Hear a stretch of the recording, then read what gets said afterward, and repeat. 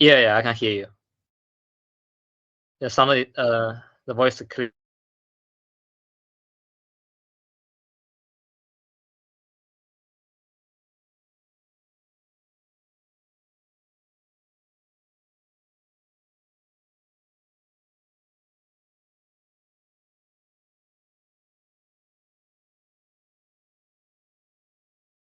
Yeah, okay. No problem. Woo. Hey, Ryan. Hey, Kathy. Sorry. Man, need some light down here. All right. And No problem.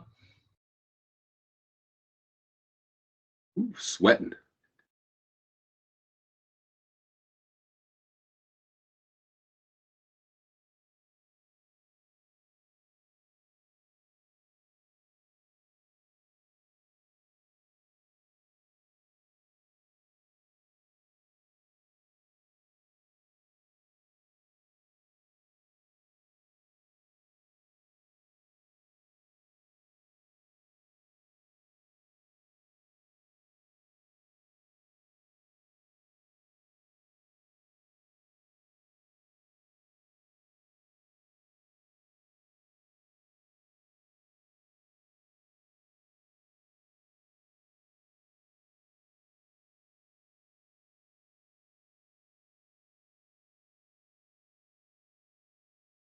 Can you hear me?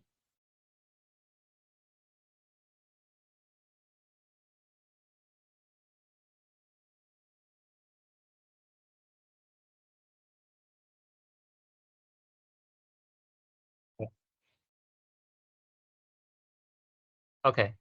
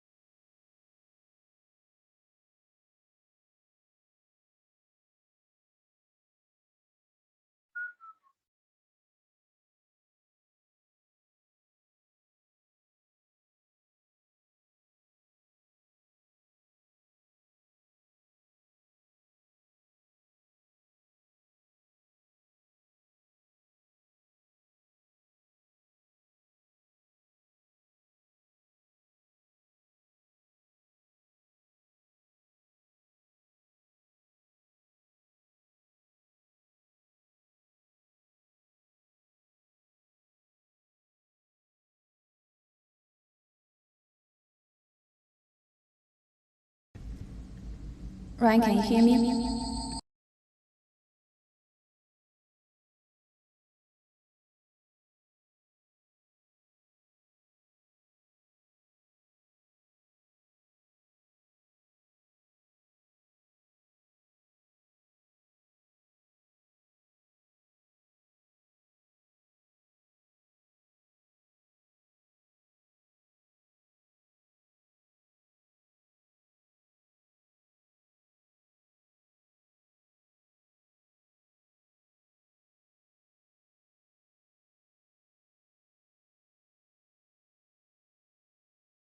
You can't hear me on here, Kathy?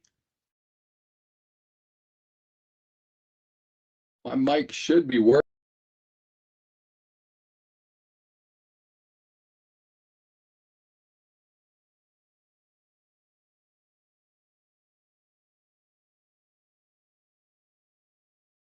All righty. Can you hear me now? Yep. Yeah, can you guys hear me? You okay?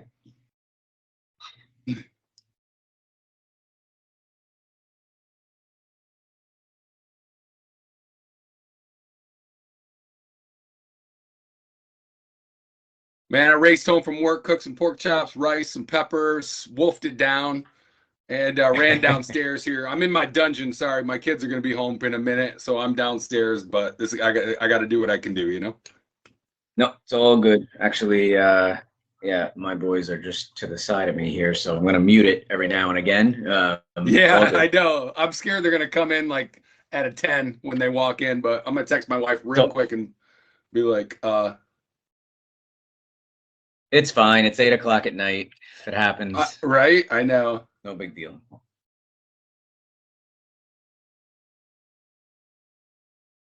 My voice is like shot. I've been demoing the leaf blower all week, and so I have to kind of yell. Um, it's been good. A lot more this week. We had a lot more traffic than the previous week. I think the discount and stuff on the M1 really helped, and the season ahead kit, like that's kind of clever stuff. Like that kind of stuff helps. I mean, the lawnmower stuff is definitely slowing down, and I'm getting a lot more snowblower inquiries now. And leaf blower, I think when people see it, they're really impressed with it, but it's on the kind of on the back of people's mind for somewhat, picking up leaves. And then I did do a showcase today, and that guy, he just moved from your neck of the woods up to Orange County, and it went really well. But I think he was like, he wasn't sure like Yarbo could handle his 4 acres. And I'm like, dude, it handles bigger yards than that, man. I was just trying to explain to him, like, going, no, I assure you, it can handle 4 acres in a week. Like, and he said he had like 3 cuttable acres, and I was just like, it's good, man. You're good. Trust me, we got this. But Yep. you know.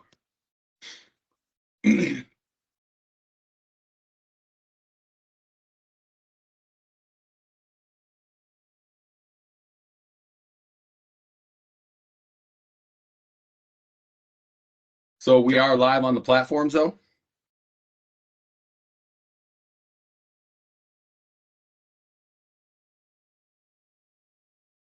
Let me check, make sure we're. Oh, I heard a door shut. The monsters are going to come in any second now.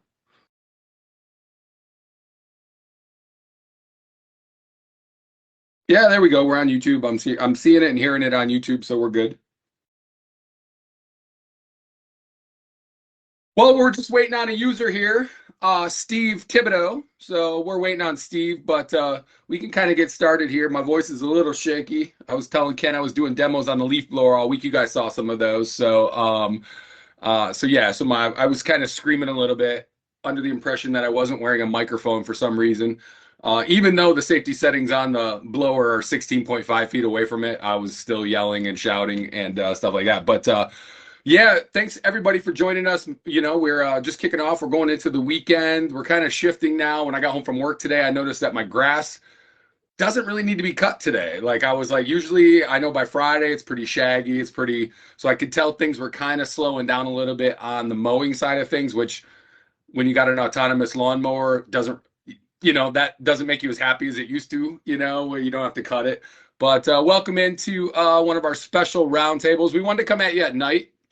We usually do these during the day, but some of you work, we all work, and it's nice that like a Friday night we can come in, call this Yarbo happy hour. I guess we could call that on a Friday night, TGIF. So yeah, we're gonna be doing a live stream. We're just waiting on one person to join, but while we're waiting on that, I can kind of tell you while we're doing the live stream, we're kind of wrapping up on you guys. If you guys watched this week, any purchase of the M1 and the core, we were doing a season ahead kit. So that was 2 extra discs, 2 sets of blades. So that's 80 blades. It's more than enough to get you through a season, probably 2 seasons right there.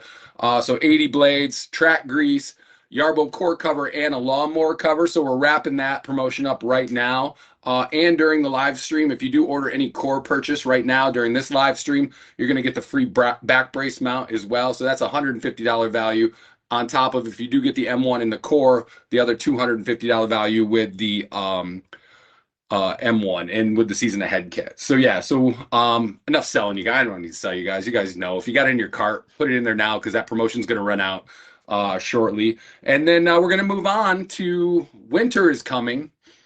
That's going to be a fun promotion. Winter is coming. I don't even like to speak those words. Winter is coming.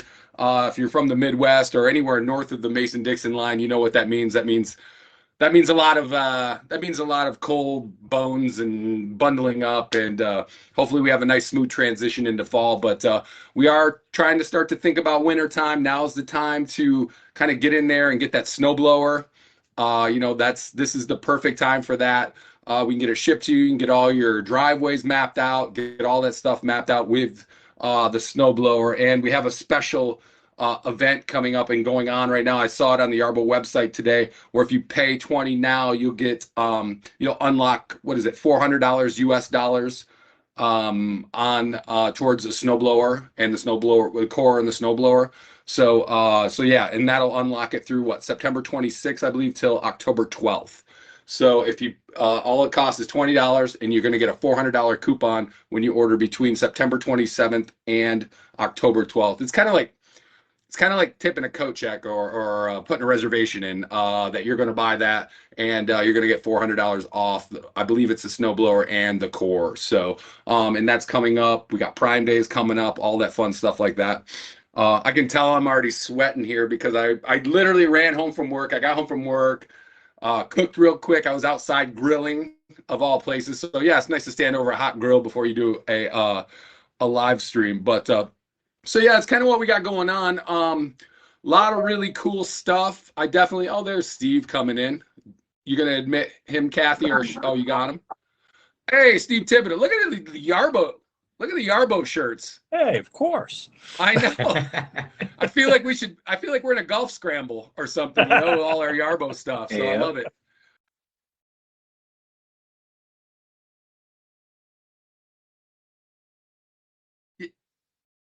Yeah, Kathy, we don't likely story. Yeah, we don't need you showing us up, Kathy, with your youth and us old guys, we don't need that. Definitely. So, but yeah, Steve, welcome to the roundtable. I just kind of went over. I don't know if you were listening or watching in. We just kind of went over. We didn't really go over much anything. I just kind of I was stalling. I got to admit, I was stalling, waiting for you. So it's okay though. It's Friday, man. Everyone made it home from work safe. Hopefully we can do that. But yeah, we're gonna get started on the live stream. I have seen a lot of positive stuff lately, and Ken, I think we really hit a home run with the PPVS system as of late. Like, I've seen a lot of good positive stuff, so I'm sure some people out there will have some questions on that. If you have questions, comments, anything like that, yeah, just ask them, and then when we get towards the end, we'll go through all the questions and just try to form them. I'm going to be like Jeopardy, form it in a question, so I know exactly. Statements is kind of a little bit difficult for me to read, especially at Friday at 7 plus p.m. where I'm at, 8 where you guys are at in the East Coast there. So, yeah, Steve, where are you from? Anyways, I didn't even get a chance to go through that. Where are you at there? I'm in Massachusetts.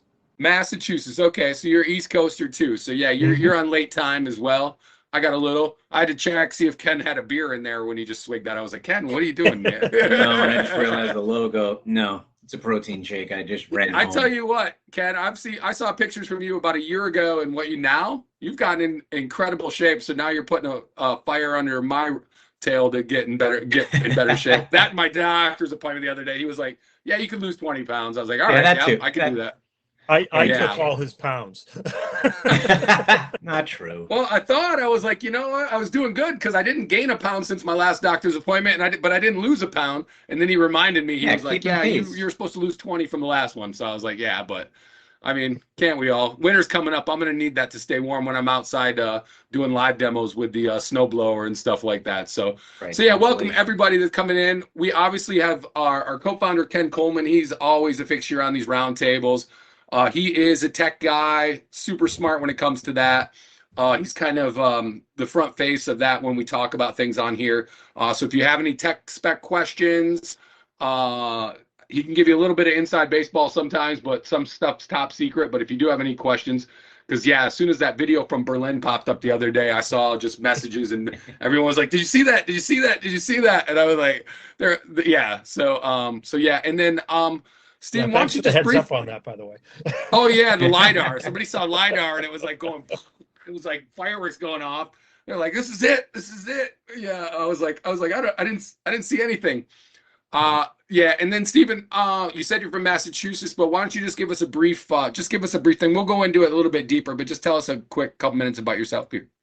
Basically, I'm Steve Thibodeau. I've been a original Kickstarter backer of Yarbo since it first came out.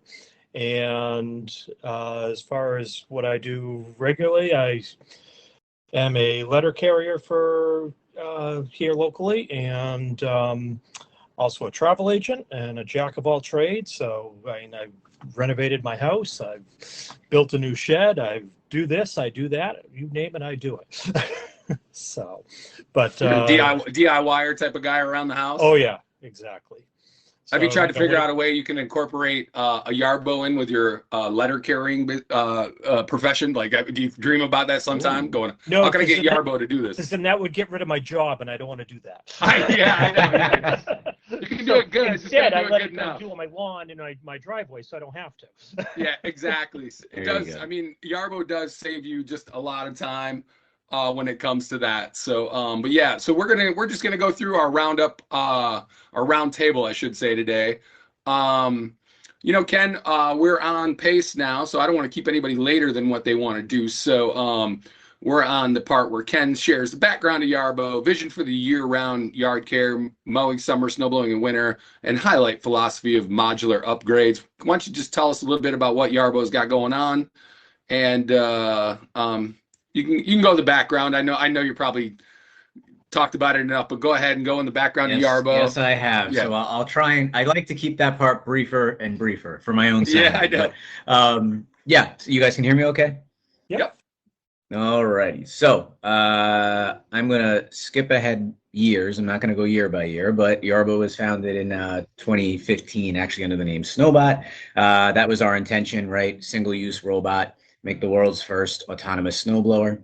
As we were developing that, we learned a lot about the struggles of trying to make something autonomous in the snow. Anything from traction to to navigation. We tried many different navigation methods: beacon technology, ultra wideband vision. We tried LiDAR back then for obstacle avoidance. Learned very quick that when the LiDAR, had any kind of frost on it, it saw it as a wall, wouldn't move.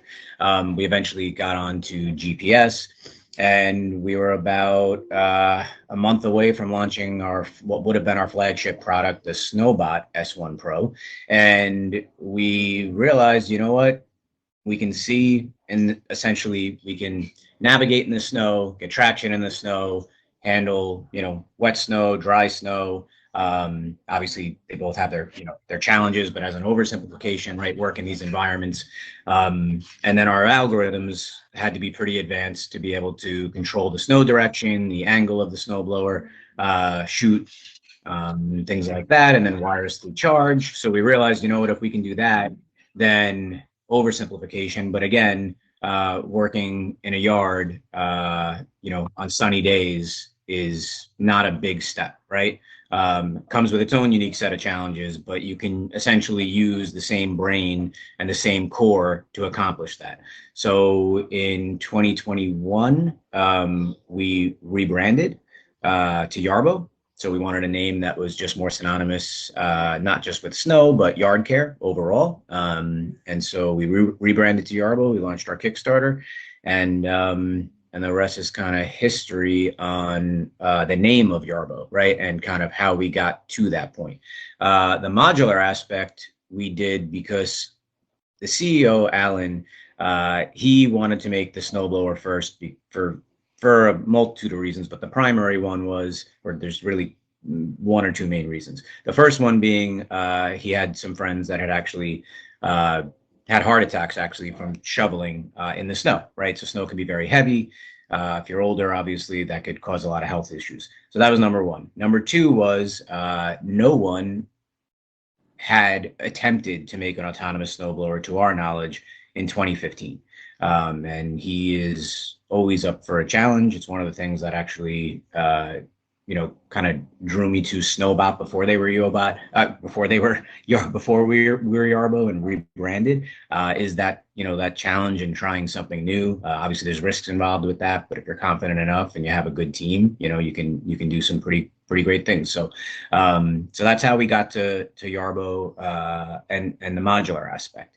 And the modular aspect, right now there's primarily 2 robots for your yard, right? The lawnmower, the autonomous lawnmower, and the autonomous pool robot. And so the pool robots, I remember 1980, I think my father got a pool robot, in like late 90s. It was a dumb pool robot, if you would, but it was a pool robot nonetheless. It was a robot to handle something in your yard.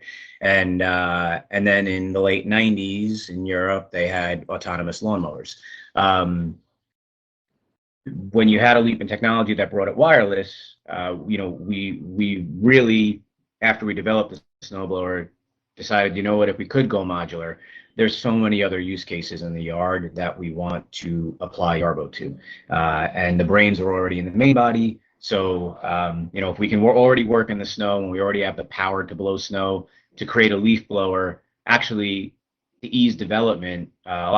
Some people don't know this, Steve, you probably do. Ryan, you may or may not, but the internals of the blower actually mimic a lot of what we learned in the snowblower. So same motor, very similar main board. And so it made, this is a balance when we make modules between the size of the market and how difficult it is to make a particular module, right? Our trimmer module, again, was very difficult because there was no first version of it, right? There's no supply chain. It's not, regular sizes, regular off-the-shelf pieces or parts that we can get.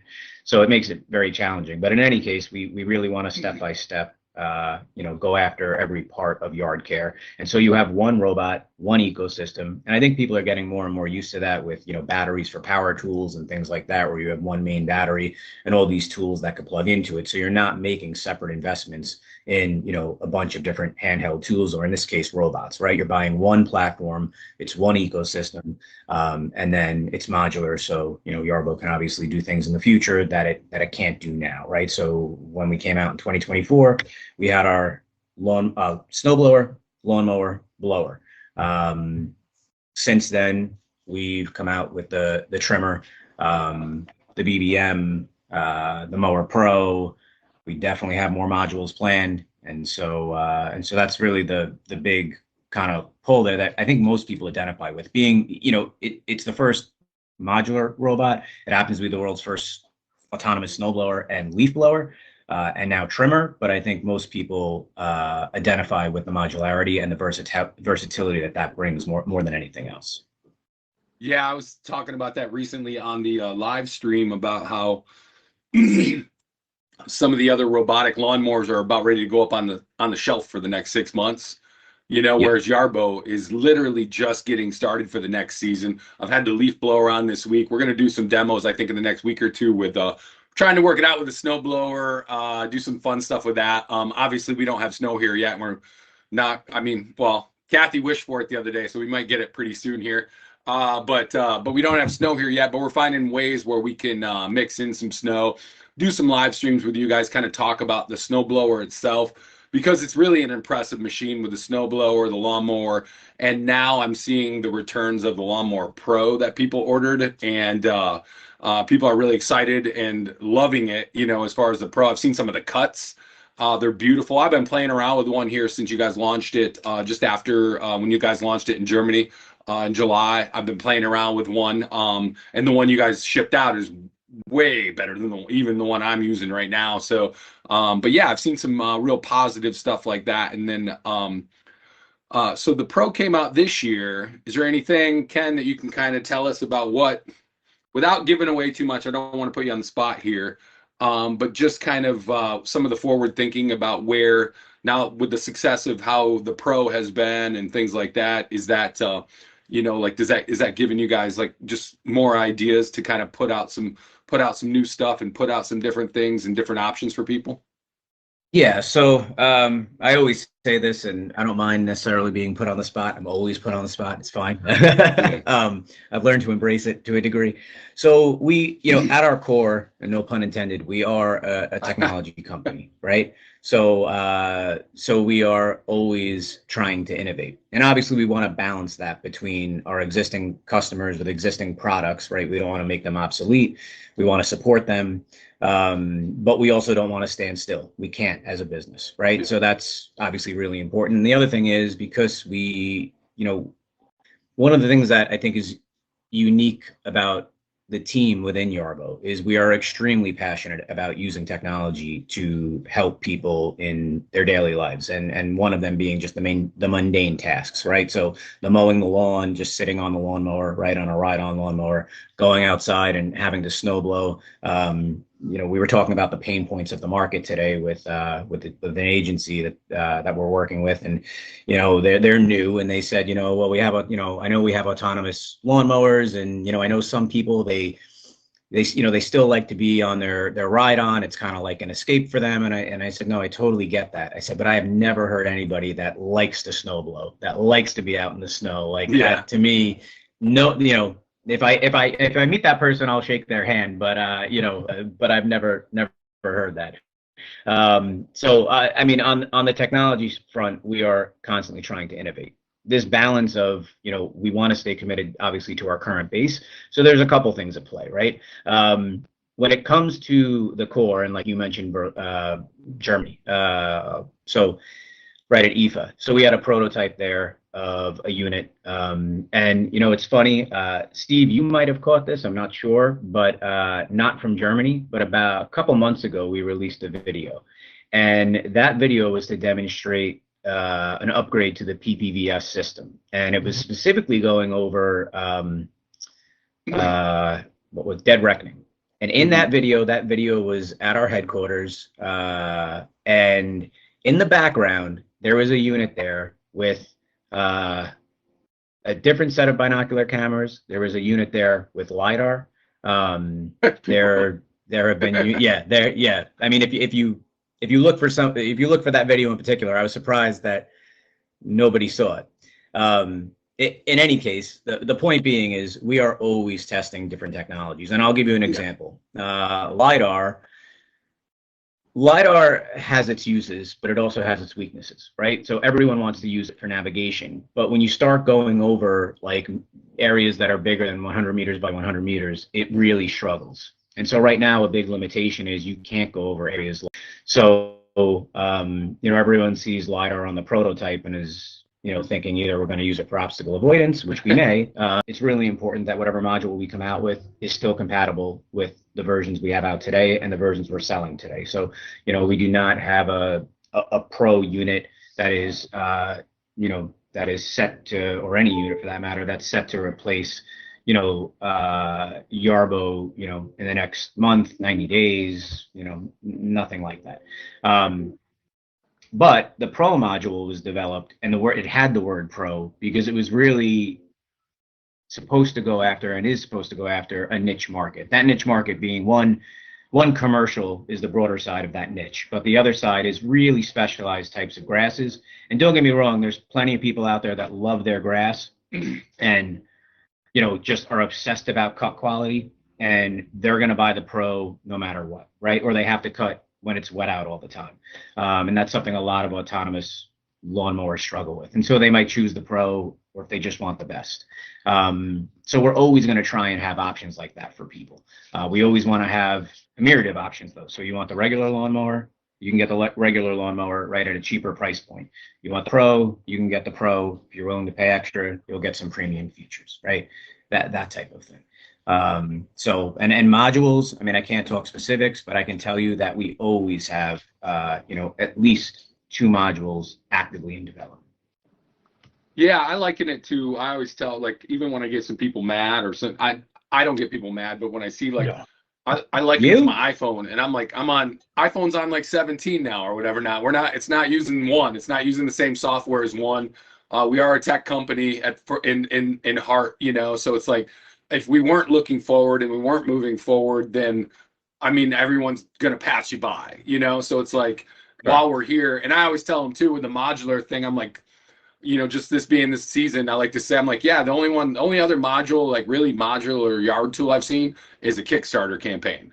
You know, so it's like I've seen like ours is something physical that you can buy, that it's out working. We have people out just testing, you know, all our units, testing our trimmers, testing, you know, just all that kind of stuff like that. And then our users give us feedback, and then Ken and these in the R&D department and all these people way smarter than me, you know, come up with the PPVS and say, you know, like boom. And I can tell you personally from just cutting around the office and cutting in my yard, how frequently I guess I didn't notice, like it would, like I didn't notice how frequent like the trees would block the GPS signal, or a building would block GPS signal, or like I think somebody mentioned last week, there were a bunch of solar flares that were like, it was a tough GPS market last week. So I just want to say, like, just personally, I've seen just a huge difference of where Yarbo can. There's one tree that used to always get me at the end of the office, and now it's like I see it go out and I see it still working.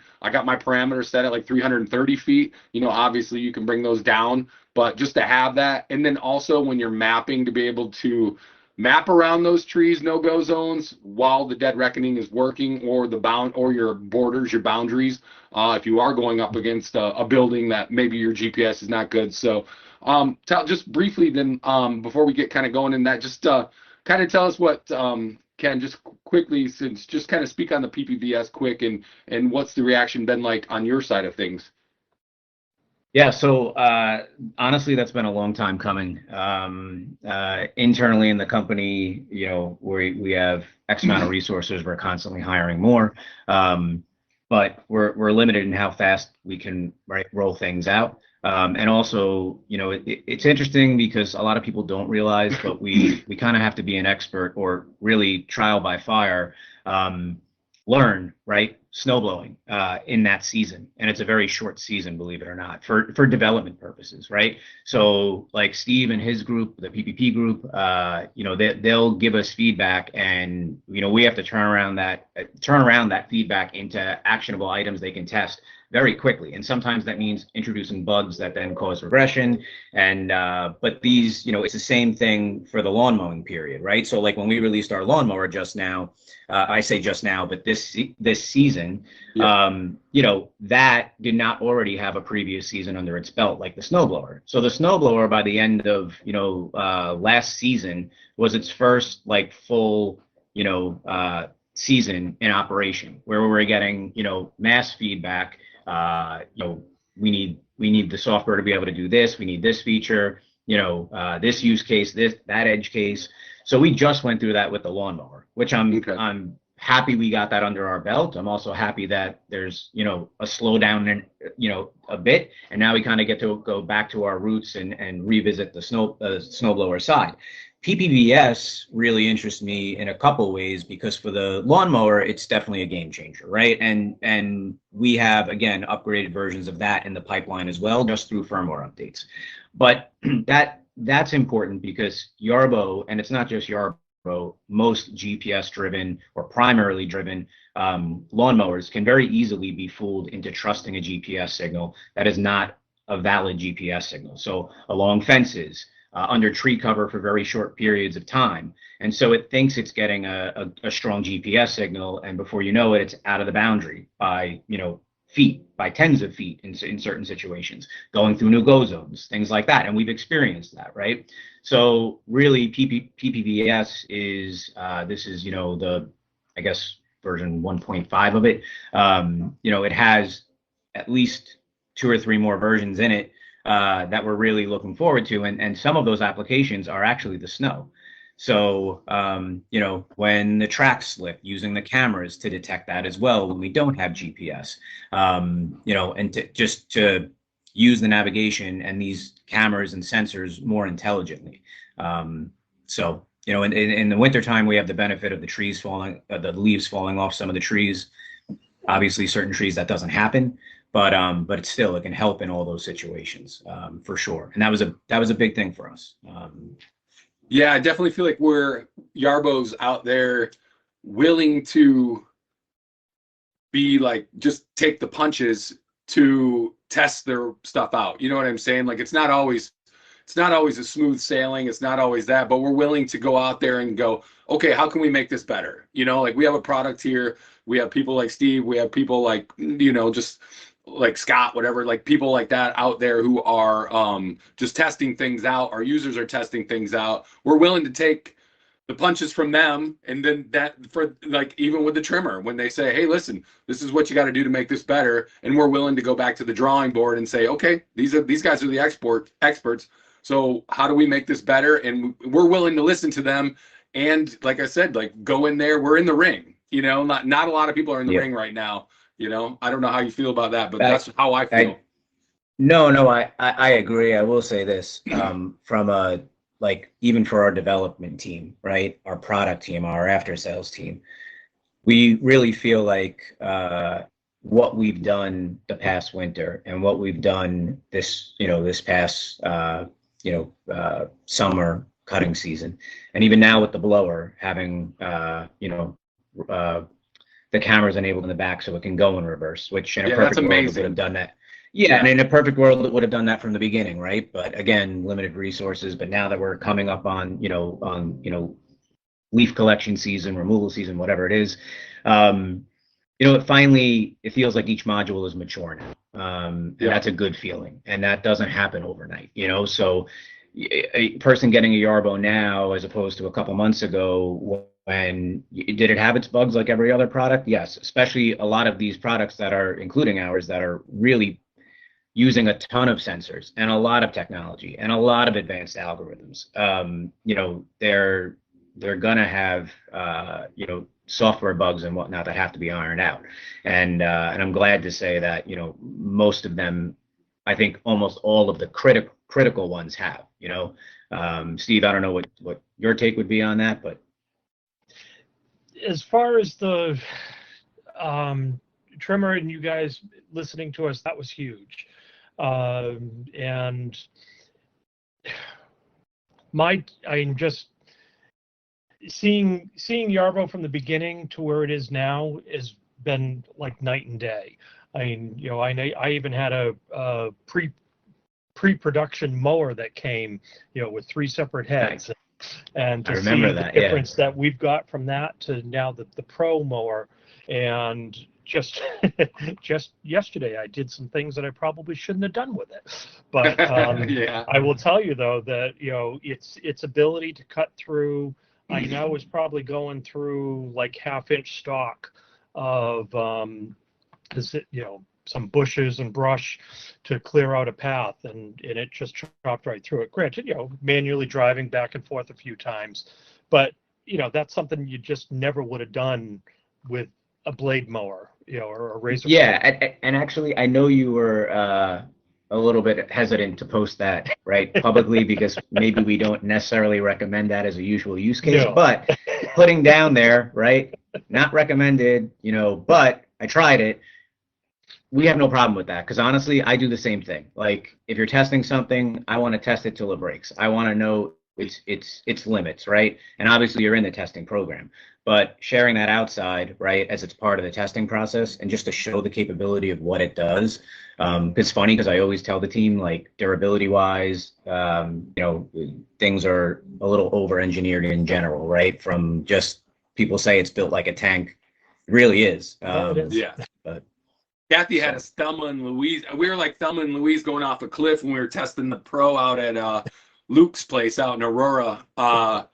Kathy was just like, put it through there. I mean, we're running through things 4 feet high, and she's just, I'm like, I got a whole new side of Kathy that day. I was like, I'm not messing with her. She's just like, run it through there. It was like a football coach just telling me what to do. I was like, I can't do it, coach. I can't. But yeah, so we ran through there. And Steve, I want to get back to you in just 1 second. I want to know a little bit more about your history and your just your yard and all that stuff like that. But first, I just want to say we are ending our special that we had on the M1 right now. So that's coming to an end here. So we had a special on the M1 and the Core. The module was like $300 off. These are US dollars, more Canadian dollars. $400 Canadian. The M1 plus the core, $500 off, and any bundle with the M1 and the core was $600 off. That's $800 Canadian right there. So I just wanted to let you know we're running to the end of that. If you got a nice lawn that just needs a nice, I got the M1 in my backyard right now. Cuts beautiful lines, beautiful grass. I send it out twice a week. Gives a nice maintenance cut, beautiful cut. If you're looking to get in at a really good price into the Yarbo family, that's a good way to do it. Get your foot in the door with Yarbo because you get the core and the M1 for that discounted price. If you do order during the live stream, you get a free back brace mount as well. I always joke on camera, like I'm almost needing a back brace mount at this point for myself, just lifting up. And then also a season ahead kit. Now, the season ahead kit is 2 extra discs. This is for the M1, 2 extra discs, 2 sets of blades, so that's 80 blades, track grease, a core cover, and a mower cover, which I wish I did have the core cover and mower cover. So that's going to be an awesome. And then we're also, since we're transitioning into kind of getting into the snow blower, snow removal, we're going to start talking a little bit more of that as the grass slows and leaves fall. We're going to get into that. We do have a special at yarbo.com right now too. If you pay $20, you're going to reserve yourself a $400 voucher for between September 26th and October 12th, that purchase time for the Yarbo snowblower. So that's only going to cost you $20, and then you're going to get so that's with the snowblower, the core, whatever you need. I don't know if it's just the snow. I don't know if it's the core and the snow. I think it's the core and the snowblower, but Kathy will clarify. We'll clarify that towards the end. And okay. That's the Ryan portion of the segment right now. Let's get back to Steve. Steve, first of all, how did you even find out about Yarbo? How did you get associated with us? And did you just were you one of the early Kickstarter backers, or how did this happen? I was one of the Kickstarter backers early on. My journey actually started prior to that. I had a 2015 snowplow that was on its last legs. My lawn tractor was on its last legs. And in fact, as soon as I got the first prototype mower, my lawnmower didn't want to start that year. So I've basically been 2 years mowing exclusively with Yarbo. And it worked out well as far as having the snowblower module that first season, not this past year, but the year before, to do my driveway. And even with the sludge and the heavy wet stuff, it did its job. It cleared. You started using it as a snowplow more than blowing it sometimes. Yeah, but that triggered them to put the plow attachment on the front. Now, I know one of the future questions is, what modules would I like to see? Let's think about a snowplow module, full directional and all that other good stuff. But we'll get into that later. But yeah, mine was out of necessity. So I basically started looking online to see what was available.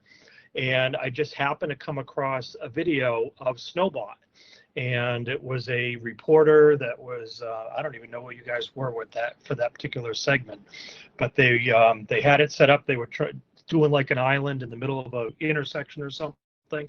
And I was like, oh, damn, that looks really neat. If that would work for me, I'd be willing to buy into that. And so basically it was, doing more research about that. And then, being that was a single unit, what can I do for the lawn? Well, one of the things I also was looking into was, to replace both a snowplow and a lawnmower, I was going to go into a compact tractor. And, when I started researching on that, I figured, okay, maybe I can get into that for like 12 grand or something like that, something less expensive than a plow truck and what have you.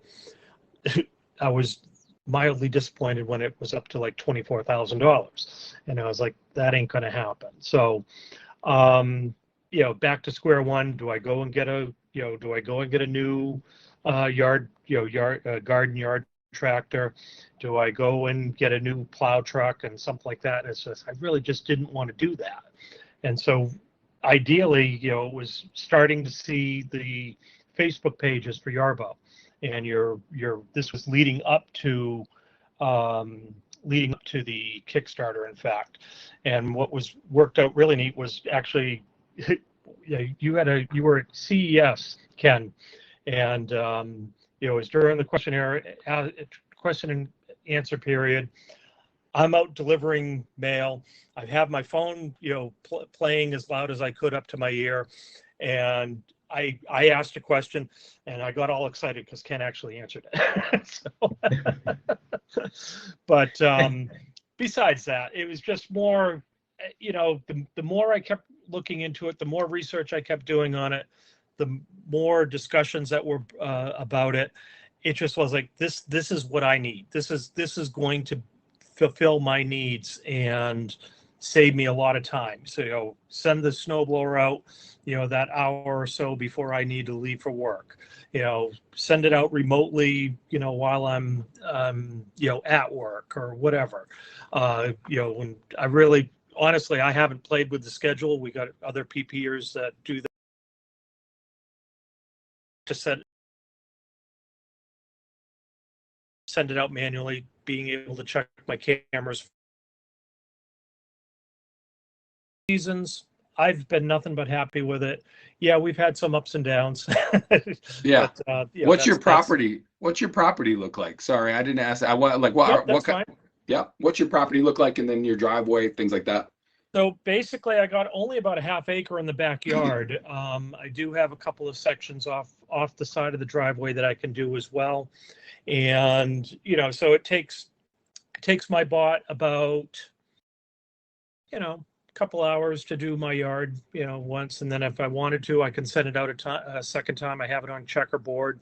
So it does the crisscross pattern. You like a show cut? You like a show cut? You like it to look, you're more into how it looks, or are you more into just the?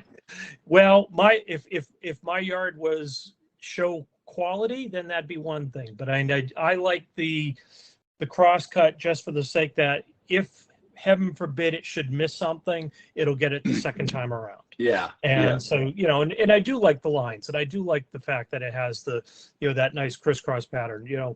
I would always mow it the same way with my tractor, and I'd have the long lines along the big long section of my backyard. And it was, that one would be like once or twice a season would I switch it up and do the cross cut on it. Yeah. This I can do it without even thinking about it. That's the best part for me. Yeah. Go ahead. No,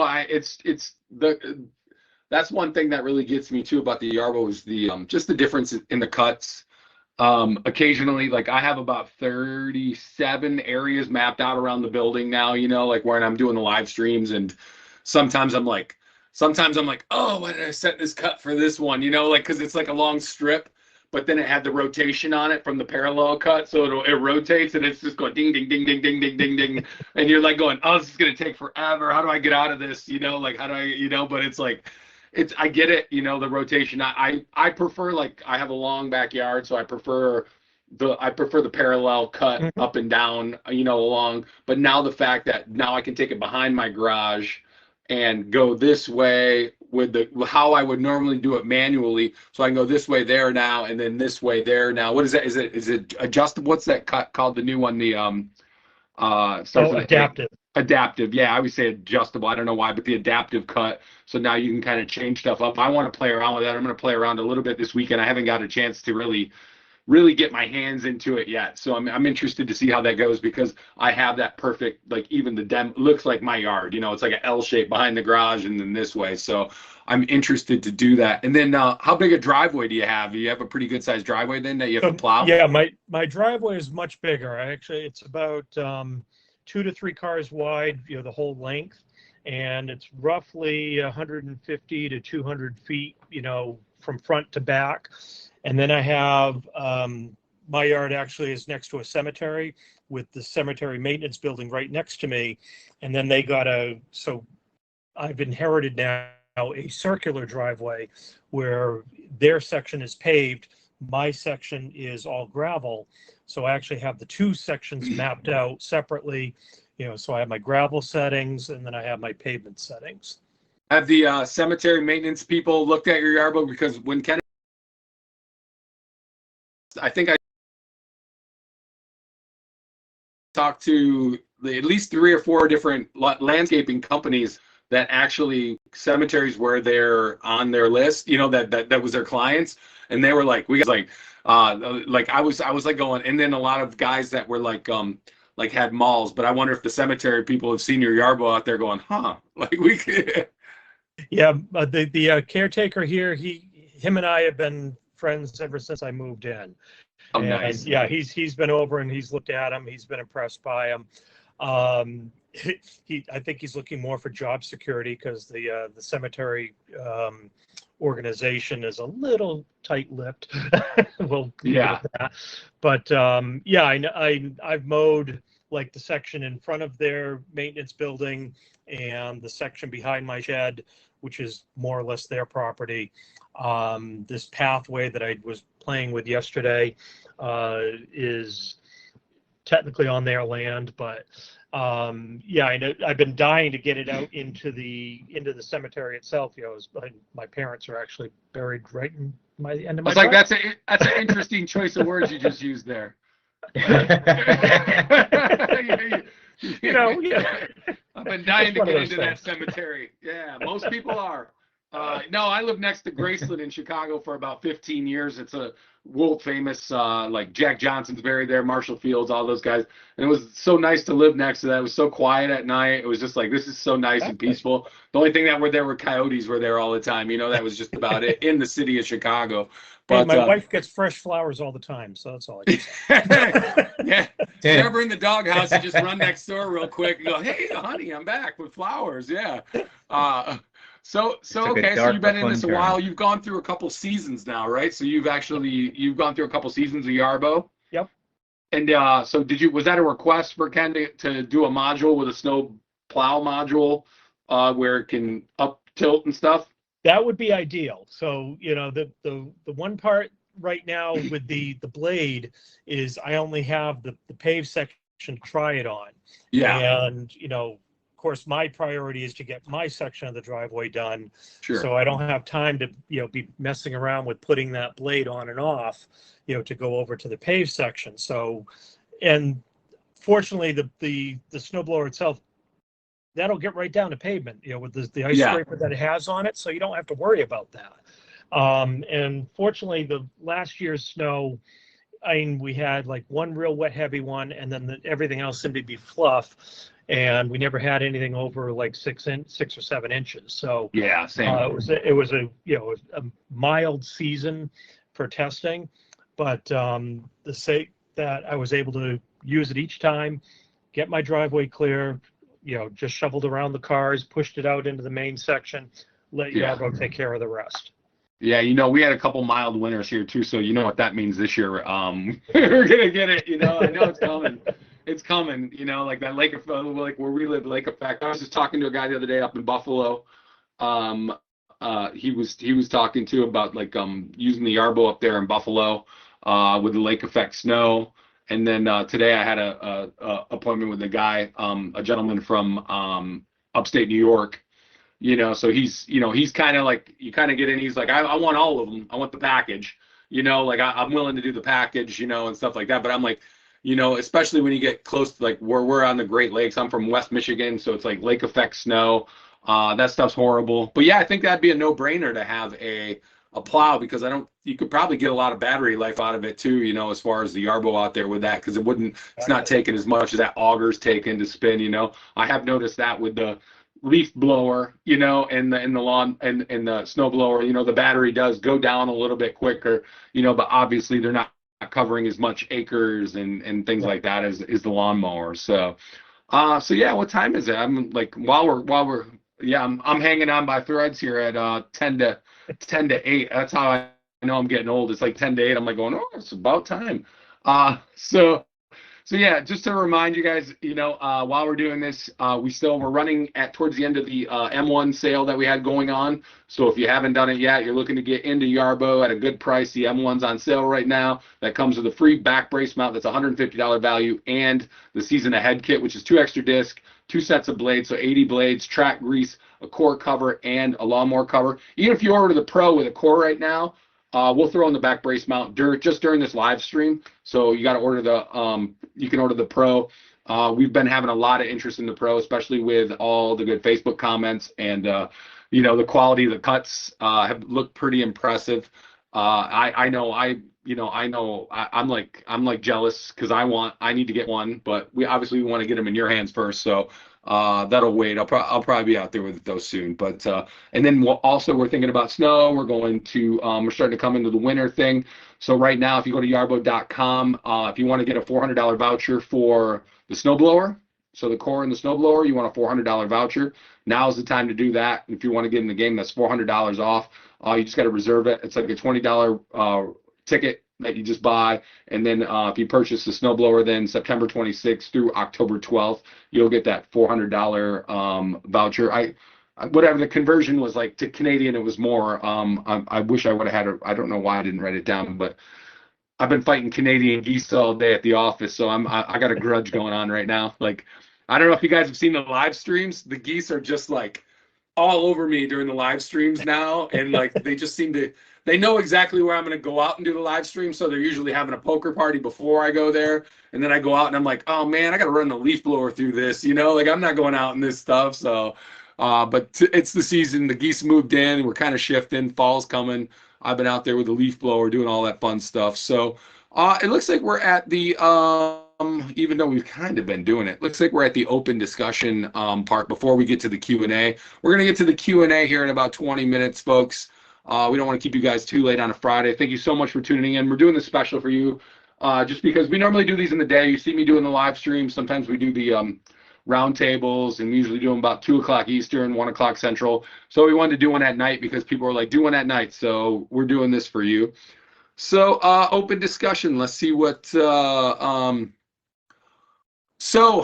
okay, I guess this could go to Steve. What new feature in Yarbo are you most looking forward to using? Well, I think the trimmer has been an interesting battle. It's getting there. Version 1. Yeah. Looking forward to version 2 when that comes out. But even what I've been using it for, I haven't been able to. I've only used it like 2 times on a automated plan, and I'm still trying to get some bugs out of it on my own planning as far as root processes go, to avoid it from overextending the back.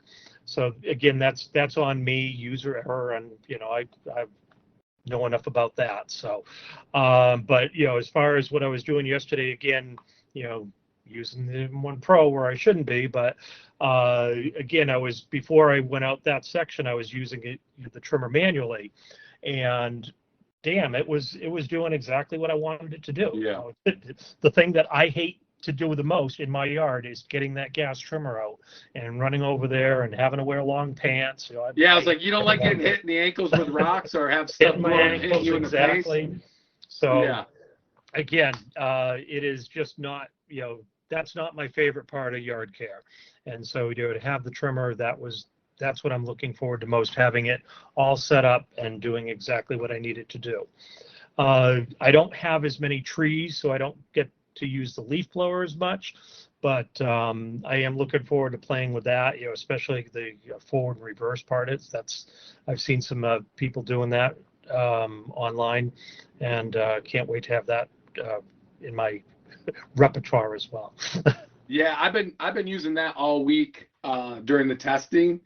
It's really it's a huge it's like with my yard, I would normally do just a spiral anyways, because the village comes and picks up our leaves. So all I have to do is kind of get them into a pile, put them on a tarp, and then I take, like, from the backyard, you just set the tarp down, push them up on the tarp. I just muscle it up, take it out to the street, and then the village comes and just picks it up with the street cleaners. They do that, I think, through like sometime in October through the end of November. But I've been doing that around the office now. So with reverse, and it's like, it gives you also, like, so now it's like when you go in, you can do you can do it. So not only can you do the reverse, but you could set it up to be like maybe lower, medium, low, whatever. You can set the different speeds on the first pass. Then you can set it up to do another pass and do the same thing, but it gives you the option to be able to change the speeds, not only the speed of the blower, but the speed of the Yarbo on the different passes as well.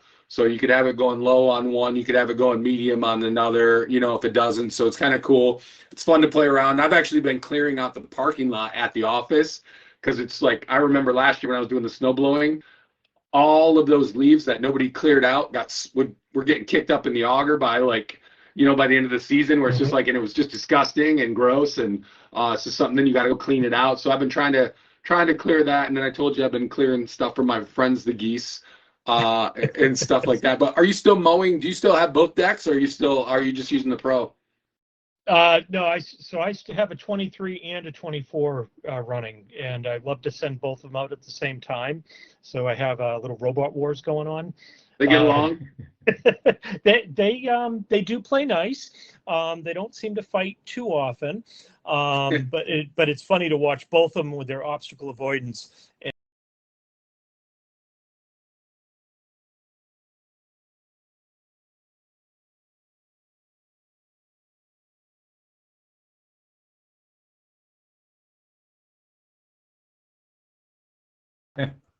Yeah, that's awesome. The trimmer, I don't, you know, like what do you kind of want to see in some different functionalities as we move down the road and Yarbo grows and expands? Like, what are some of the things maybe you want to see down the road? Well, one of the things I was always a proponent of is having a sweeper module. That was one of the initial. So back when they had their super dock, you know, and all the modules that they would display, I was like, oh, you know, that sweeper would be awesome. Because again, when you have a dirt driveway and, you know, a section of pavement, you know, you got to be very careful about how you keep that auger and how low or how high you have it set. So, you know, you don't want stones and stuff kicked up on your driveway. Last thing I want to do is go out there and do it with a push broom. So a sweeper, and of course now I have the blower.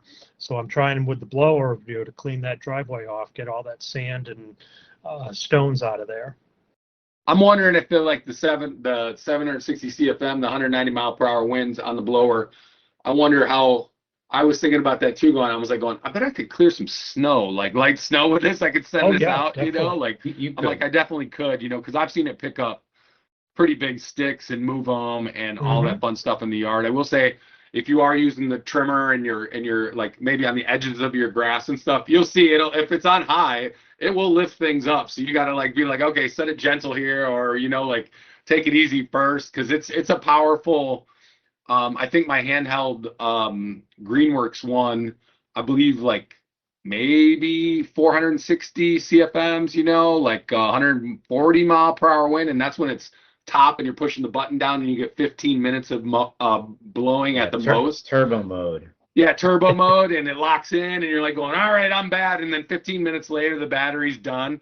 I will say with the blower, I know I've been out there for well over an hour, and I think by the time that hour's done, I think I'm probably, usually if it's at high and I'm clearing a good sized parking lot or clearing something like that, I've still got about 50% of the battery left after about an hour when I'm out there. Because you got to remember, it's not blowing constantly either. You know, like it's maneuvering around some stuff and it's putting it into what I like is just, it's almost like sorting the leaves into wherever side now. And that's a good thing too with the being able to reverse, is being able to pick which side now you want the leaves to be blown on. You know, it used to just be like that, you know, like it's nice to do that, like the snow blower, you know, where it's like, okay, I want this little section or this section, you know. So it's been fun playing around the blower. It's kind of my favorite thing, just because I feel like it's the most interactive thing you can with the you know, because once you set up your Yarbo in your snow, you know, your snow blower's going out, your lawnmower's going out, your work's kind of done, you know, like your work's kind of done. But the blower, it's kind of fun to sometimes take over those manual controls, you know, because of, like, you know, go ahead, Steven, I see you. No, with the and to your point with the blower, you know, we get that follow me mode working, and having the tube attached to it instead of having it work on its own. I mean, that's going to be a game changer right there. You can, you know, really move and have control of what you're blowing off your driveway or off your backyard. Yep. Yeah. Ken, is there anything in the works? Actually, sorry, go ahead. No, I was going to say, it's funny. One of my, so my soon-to-be 6-year-old, which is mind-blowing for me, he loves every year jumping in like the first big pile of leaves. Oh yeah. And so now we just take the Yarbo, we have it go around the perimeter and blow everything into the middle, right? And then he goes and jumps in the leaves, and he thinks it's the best thing. Our dog does too, actually, for whatever reason. Murphy loves leaves. But yeah, but it's a lot of fun. And actually on the blower front, I'm actually very excited to have, you know, more users use it this season, because one of the areas that we could probably optimize and we need more data on is, like, right now, for the most part, if you're doing, you know, I don't know, I'm going to say wider than a 30-foot area or something like that, we turn the blower on high. And then we move over, right, a set amount, and now we can back up, right, and then we move over again and over again. But with a robotic lawnmower, I don't think we've found the sweet spot yet of, you know, running it on high and seeing how far we actually blow whatever it is, right? And then learning where that sweet spot is, so that, I mean, with a robot, you could move over more times, right? And not blow it as far each time, right? Because running a blower, that type of motor, just like the snow blower, we have a very big battery, which is why it can, you know, last over an hour on its highest setting. But there's probably a lot of optimization that we can do. We just need more data to do it, right? So as more users are using it, we're learning more. Our users are learning more about other types of, you know, features and other ways they want to use it that maybe we didn't think of. So they give us that feedback. And then, you know, it's funny because, you know, the blower is one of the things that it has a lot of uses, right? From blowing off the driveway. My neighbor, we always used to laugh because they would always blow off their driveway after every rain. It didn't even matter if it collected sand at the bottom of the driveway where the rain would settle or whatever, if it was a big storm, but every rainstorm. And then she would blow, like, we live in a, you know, a dead end. She would blow out the whole dead end like once a week with a handheld blower, which takes like probably 3 hours, but she is dedicated and she would do it. And then I found myself doing that with the blower just because I could, you know, and normally I wouldn't, but my son actually likes to rollerblade on the road. And when there's sand on there, it's not so easy, right? So it's funny. And if I had to do it by hand, I wouldn't do it, right, with a handheld blower. But with the Yarbo, you just set it out. We could be doing something else, and, you know, within an hour, but it's running itself. It just did that for us and our neighbors, you know. So Is there any plans to increase the speed as far as, like, maybe on a follow me mode or something like that? Because I'm like 6'3". I tend to walk a little bit faster than the Yarbo does sometimes when it's follow me mode. I have to learn the pace with the Yarbo, but it'd be nice to, like, maybe where the Yarbo's okay, it's kind of like, I know this is hard, but maybe knows your gait a little bit, or you know, like your speed type of thing. Yeah, so that's a really good point. So, you know, when we had to choose the motors for the current version of Yarbo, the current version, whether you refer to that as the, you know, the Generation 2 core or the 2024 core, we had to make a decision between the power, meaning, you know, not necessarily speed, but more important to us was torque, right? And the, you know, how much pulling or pushing force it had because of the snow and because of trying to get up really steep slopes and having to turn on them. And we knew we needed about 25% more power than the 2023 model of Yarbo, right, to just perform better. And one of the things that is a trade-off is we wanted to make the motors actually a little bit faster, but it just wasn't feasible. One, at the price point, and two, even if we could do it at that, to do it, it would have been too expensive to make it reliable, because it's always a balance, and that really is true for a lot of things when you're integrating, like, technology, right, with a mechanical piece, especially like a drive motor. That's, you know, autonomous lawnmowers, like you guys had said, they're being used now. They're going to be put away for the winter time, right? They'll get a break. Most manufacturers, they're finding a balance of you know, like even high cut models, they're going to be used less than low cut models that might be used in all warm season areas, right? But we don't have that luxury, right? We're working in very bitter cold, so you know all the units have to be these motors have to work in freezing temperatures. They have to be really robust. So and I can talk about this forever, so I'll try and keep it shorter. I would love to have a faster speed in the current Yarbo core, and this is why we will always make incremental changes. It's not possible. So the motors are already at their highest speed. The drivers would have to change, the electronic components as well, and we will do that. And again, you know, from a development standpoint, we already are thinking, you know, 3 versions of Yarbo ahead, but we want to do it incrementally, and we want to do it, you know, in a way that people don't have to be hesitant about buying a piece of technology now, right? And it's going to be outdated from the standpoint that it won't be supported, you know, in a year from now. We don't want to put our customers in that position. And there are, you know, autonomous lawn mowing companies out there that they come out with a brand new version every single year. But when I say a brand new version, I mean a brand new version. I don't mean it's a slight revision, right? Yeah. Major changes. And so one of the things we definitely want to do is put quieter motors in, faster motors that can keep up with like a walking pace. We don't want to move too fast. We're a big machine, right? Yeah. And so it would, in a fun way, it would be great to move really fast. But now you're talking about faster frame rates. You have to run through the cameras to make it safe. It affects a lot of things. Yeah. But a normal walking speed is something we definitely want to do. Current version you can't. And as far as keeping pace with you, so yes, if Yarbo's following you, even I mean I had it towing. It was like 800 pounds of pavers. And so, you know, I would walk at not quite a walking speed, maybe a little less than that. Yeah. But I still will take that any day over a wheelbarrow or pulling a wagon myself, right? And that's just kind of the state of, you know, of Yarbo now.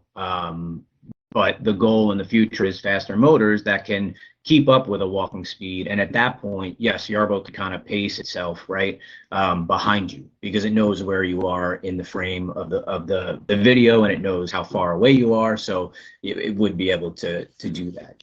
So yeah, I mean, you know, it's funny. Yeah. We have an internal wish list. I have my own wish list. Hey, nobody. I've been here since January. Nobody's given me a wish list yet. I need to fill one out. Yeah, you just. I mean, you know, you just tell us your wish list. Honestly, it's probably a lot of what we already want to do, but for some reason or another, we can't. And that usually comes down to cost, right? We're trying to make an affordable unit.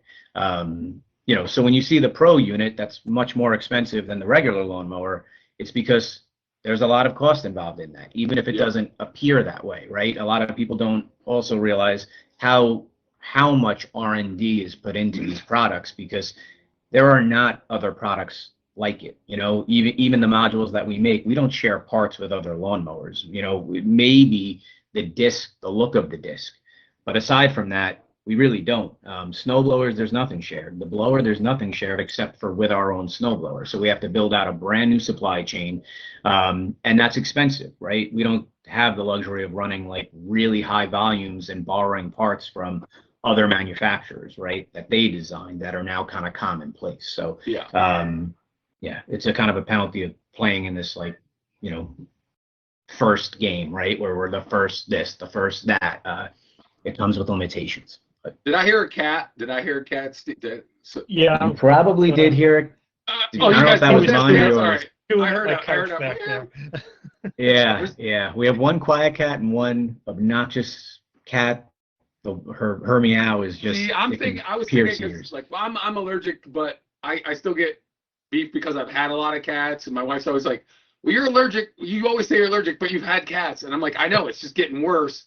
And I really don't want to go down the dog route right now again, you know, just because it's like, okay, now we have 4 boys, like literally 4 boys that I'm like going, I don't really want to start at another dog, you know, and I just don't. I'm like, I need a break for a minute, like, but yeah, so no, I'm getting the pressure though, and I got a fenced-in yard, I got all this like going, you wouldn't even notice, it'd just be right out there, you know. So, and I always say when the Yarbo pooper scooper comes out, then I'll make the adjustment to the dog. But we're going to kind of There you go. transition into the Q&A here quick. We got about, my voice has got about 20 minutes left too. We got about 20 minutes left in this.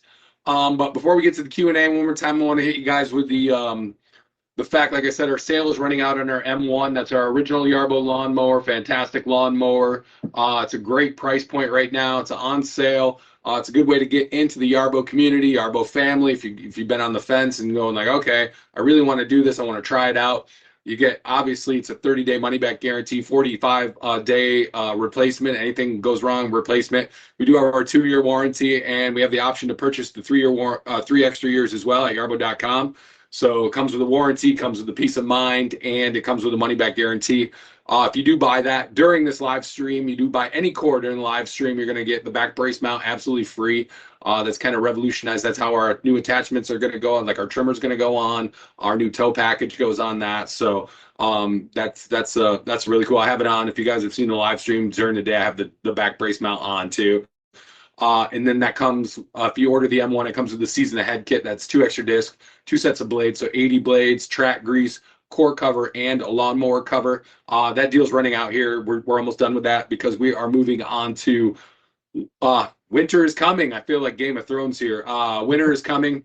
I like this marketing slogan. They did a good job. It says, when it snows, Yarbo goes.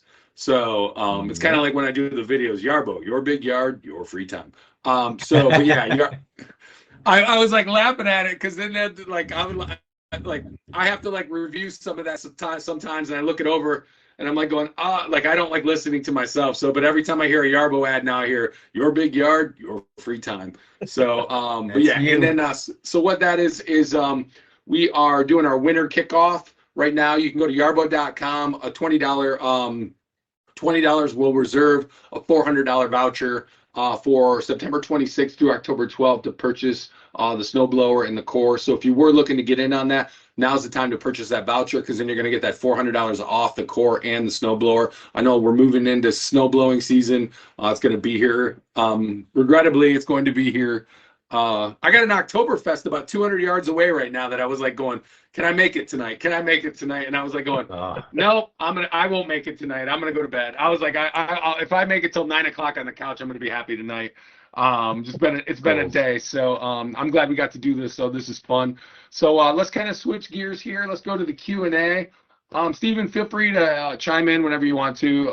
You're an expert, man. We we trust your opinion on things. This first question here was, and I didn't know this was, I've had this come across a couple times on my live streams during the day, and I didn't know how to answer it. I really don't know anything about it, but somebody asked, when will the leaf blower be able to be mounted on the rear of the core? Is that something that you guys have thought about, or it's kind of the design right now is kind of just being one of our modules on the front it seems to be working pretty good.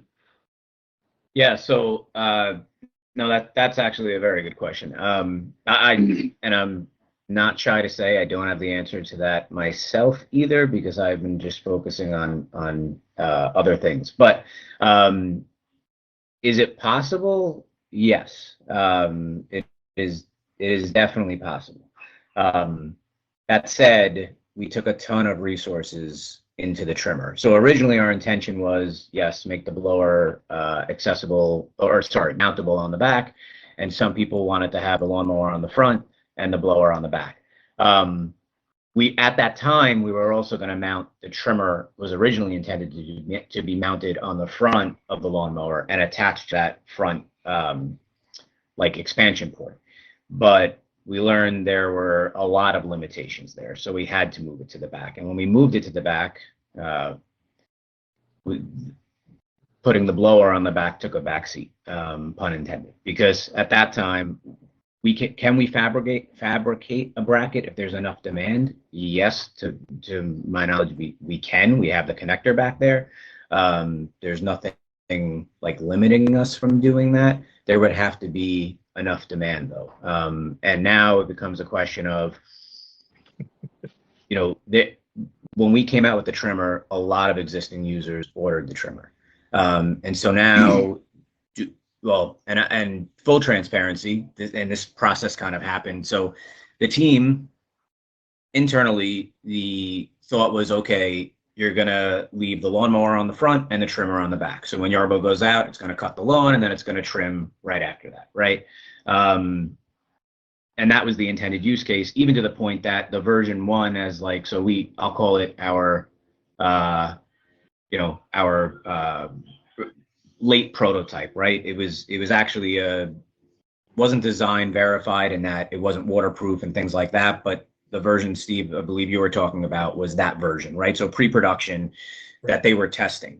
One of the things that came about that was they wanted to be able to remove the trimmer quicker and install it quicker, right? So we had screws. The engineering team put screws in, so it was a little bit cumbersome to install. And the thought process from the team was, well, we're going to install it and it'll be on there for the summer and the fall, right? Anyways, if it becomes a thing where there is a very big demand to put the blower on the back, we can absolutely revisit that.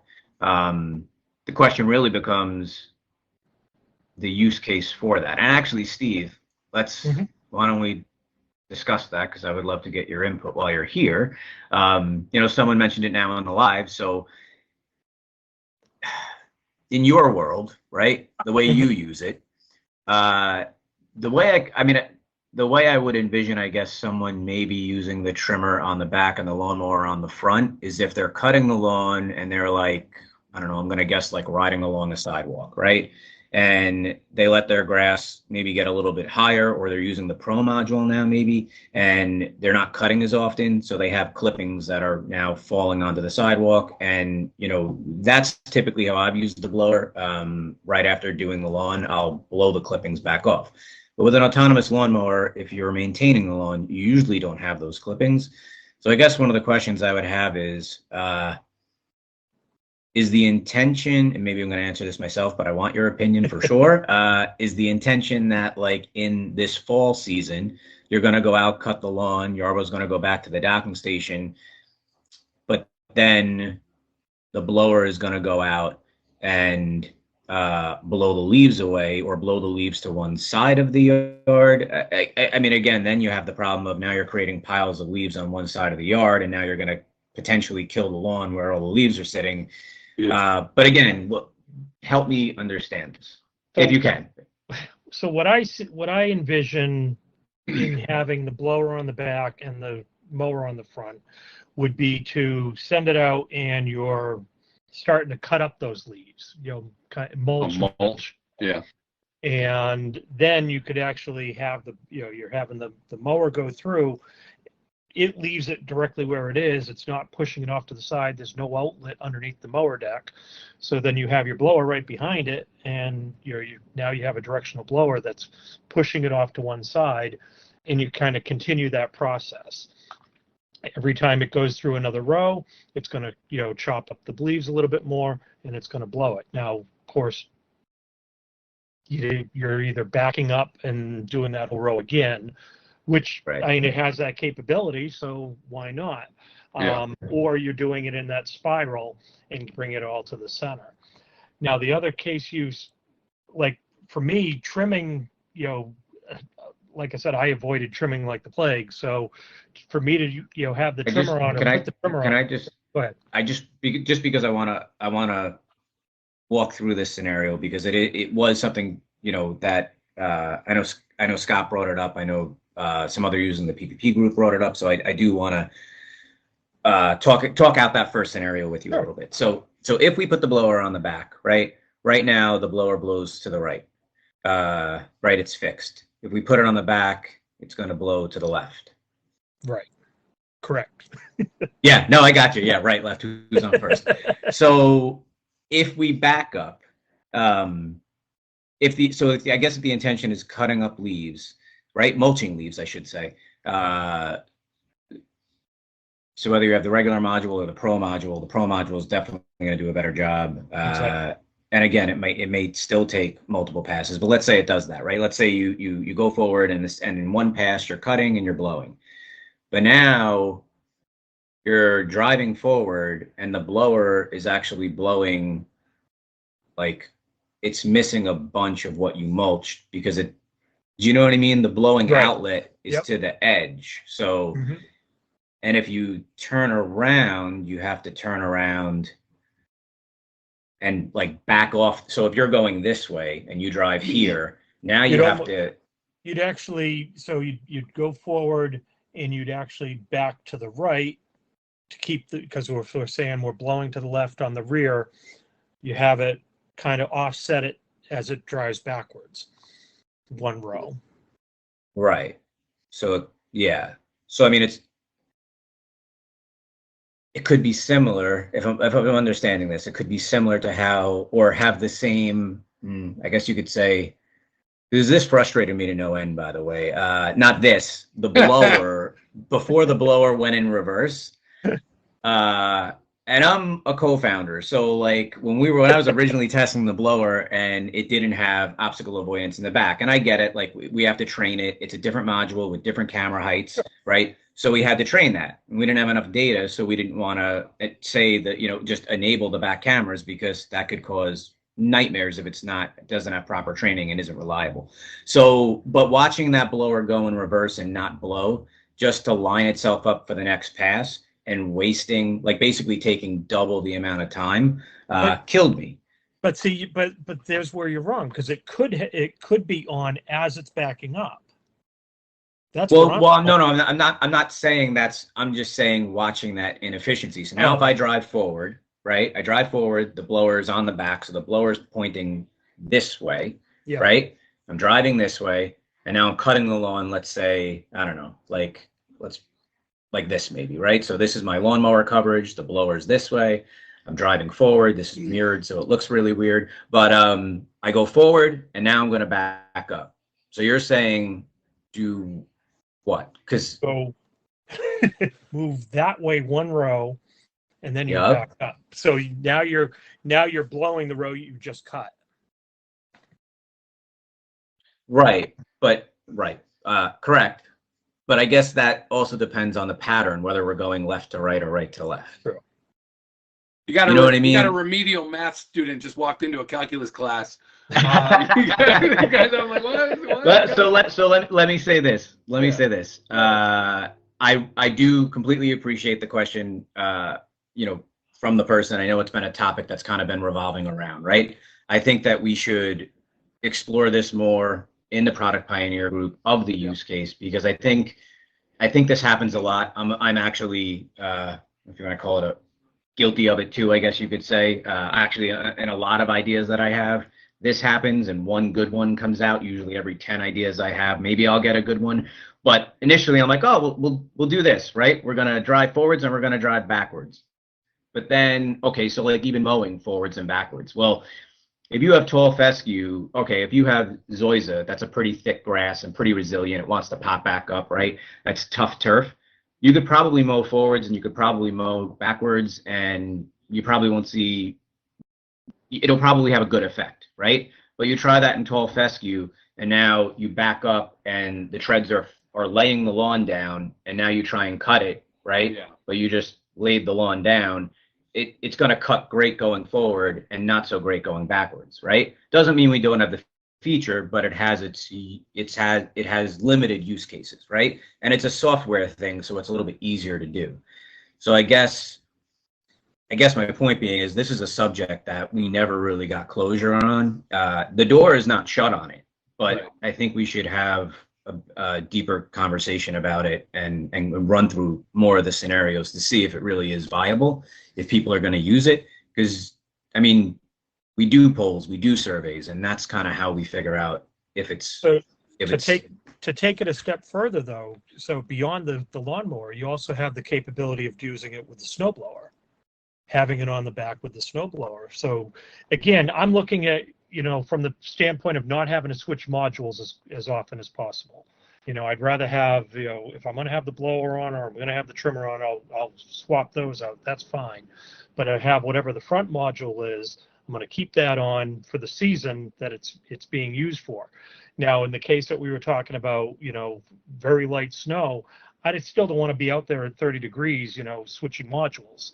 If I can have that blower on the back and take care of the light stuff, there's So I will. another case. Okay. That's all. Okay. No. And I will say this: I love that idea, actually, and I didn't think about it. But I will say this: one thing we have to check with the team is, I don't think the blower. Not, I don't think. I have to check with the team to see what type of elements the blower can stay out in, and what happens if the I'll find impeller. I know, yeah. Okay, you got a big freezer? Let's do it. Steve, but you know what I mean? Steve, you're hired. Bad news. You got to, not bad, but now you got to move to Long Island. It's like you're hired, though. You come on. I just got a warning, so I'm gonna kind of go through a couple. No, of yeah, guys. we'll speed along the questions. But Steve, let's talk about it, because the next one I can kind of answer is like any news on Tomo. Sure. That's supposed to. Kathy said that's supposed to come out in the next update. Hopefully we're on track for that. And then said during the event. Ken and I did in that might have been April, might have been somewhere. We did the trimmer event. Said Ken indicated they might put together some kind of an event for Canadians to take advantage. We'll do something in the spring, I'm sure, with the trimmer. We're kind of running out of the season now. Yes. But I'm sure we'll do something in the spring for the trimmer, and we'll do something nice for our Canadian friends. Even though, like I said, you sent those geese down here to torment me for the next 6 months. When will we be able to adjust the speed while mowing along a slope? I have everything turned off, and while mowing along slopes, it still moves at the slowest speed. Unlike originally, I was able to mow then in slow speed. Is that something that's an issue right now, Ken? As far as is that something we're working on? As far as speeds on slopes, or is it just the way the Yarbo has to do for traction and torque and all that stuff? So there's an option in the app for adaptive slope. Where it will significantly slow down, but I think I forget the actual degree that it gets activated at. Steve, I don't know if you remember offhand, but I don't remember offhand either. I was just saying I know why it does it, but yeah, no. So okay, so I will say this: if this customer's having an issue where he has adaptive slope in the settings turned off, and it's significantly slowing down on a slope, so it's acting like the adaptive slope is on, even though it's off, post to our official solutions or create a ticket, because if it's a bug, we obviously want to address it, and that's a super simple bug to address. I haven't heard that. I monitor the social media channels pretty often, although this week I've been super busy. So please, post, create a ticket, go ahead and post to the official Facebook group, because we definitely want to know. We'll check it out. With the snowblower, what are some of these, since we are talking about the snowblower, and it's a great way for me to enter the plug. If you go to yarbo.com with the $20 now, and then you're going to get a $400 voucher. That's September 26th through October 27th. But you can go in there right now, reserve your $400 voucher at yarbo.com. That's for the snowblower and the core. See how slick I just threw that in there right there, because we're talking about snowblowers. Why they hired you, Ryan? I know, right? It wasn't for this. It definitely wasn't for this. So it says, how is the snowblower improved over last year's performance? What are there some updates that have come now for the snowblower this year? So from a hardware standpoint, we don't have. Well, let me actually just address this really quick, because a lot of people, I don't know if a lot of people realize this or not, but we constantly make improvements on the production line. So if we learn things as we go, and we find, I don't know, a slightly better way to make a bracket. We have the cover now for the front of Yarbo, where the front was open. It was open, right? We have slightly lower noised motors. I say slightly because I want to set the expectation. It's a pitch that makes that sound. It's a slightly less pitch, but we are constantly making incremental hardware improvements that mostly go unnoticed. Steve, you might remember the antenna mount, right? Mm-hmm. So we used to have to use those two little screws. People said, you know what? Anyway, nothing significant on the hardware front, but on the software front, we have a lot of optimizations planned. And honestly, it was things that came from the PPP group and users that we didn't have time to implement and then test last winter. So one of them is like a slope mode, right? So if you have a steep driveway, you probably need, or could benefit greatly from a Yarbo. one of the things was Yarbo going downhill would then have to turn around, and it would work against the snow and the slope going uphill, and it could easily get stuck. So we've done a lot of optimizations in our snow lab to help Yarbo get unstuck in those, like, kind of worst case scenarios. The other thing is slope mode. So we are working on this, and again, it has to be tested and proven, but first for slopes and wet snow, it'll drive down one way, and then instead of turning around, because you tend to have a problem on slopes going up against the snow, blowing up against the snow on an incline, it's hard to get traction, right? So it can back up, move over, and then go back down the hill in the same direction. So it's always using its own momentum to clear the snow. Ironically enough, that also helps with wet snow. The less you're stopping and turning, the less likely the snowblower is to clog in wet snow. The second you start slowing down, or you stop to make a turn, and you're not running snow through the snowblower, then you're liable to get a buildup in the blower, any blower, but yeah. And kind of like, this is like, these are just some I'm gonna go through quick, not even questions, just some nice comments. Thank you so much. I just want you guys to know that we do appreciate when you guys leave nice comments. It's too often online, it's just the complainers online these days. So it's nice to see like nice comments and stuff. And I'm not saying we don't take complaints seriously, but I'm just saying, man, it feels good to know that you're doing something good. Like, it's like you're doing your work. Are you saying the internet can be a rough place? Yeah, I know. It's like sometimes I read it and then I'm like starting to go like I remember when I used to do like an old show that I hosted years ago, but I remember just was like, somebody made a comment about my voice sounding like something, and I was like going, man, that hurt. It really does. Like, I don't normally read comments, but I just so happened to see that one. I was like, I do sound like that, man. Like, oh, come on. No, but it says, I see the Mower Pro, like the iPhone Pro. It's what most people want. But just kind of like he said, that's awesome. He hopes we continue to develop. We're always developing. That stuff's always going on.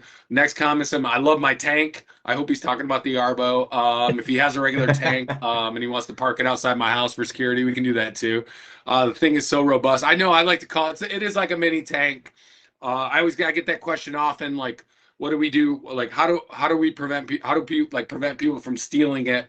And I don't think my live streams sometimes don't really show you the size and the girth and of the Yarbo. Like, I'm like, it takes two people to lift this thing up, and then I go through the plethora of security features on it that we do have. But I'm like going, it's not something you just willy-nilly go and throw in the back of a truck.